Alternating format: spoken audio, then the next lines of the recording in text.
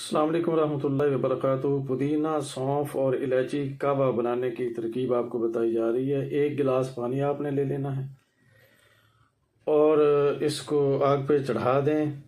पानी के अंदर आपने 2 छोटी इलायचियाँ ले लेनी हैं और जनाब आधा चम्मच आपने ले लेने हैं सौंफ। आग जला दें नीचे, आधा चम्मच सौंफ है जी, ये डालें इसके अंदर। और थोड़ा सा आपने पुदीना डालना है, ये देखें इतना सा, ज़्यादा नहीं, बस हल्की हल्की आग पे इसको चढ़ा दें। ऊपर आपने ढकना दे देना है और इसको कर देना है बंद। ज़्यादा नहीं उबालना कि घंटा उबालते रहें काला करने बाद, थोड़ी देर इसको उबालें और फिर जनाब इसको उतार लें।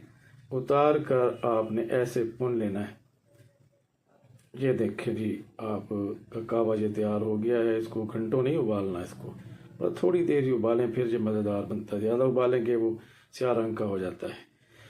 उबालने के बाद अब आपने डालना है जी इसके अंदर शहद। मुनासिब सा शहद 1 चम्मच डाल लें, ज़्यादा दिल करे मीठे को तो 2 चम्मच डाल लें।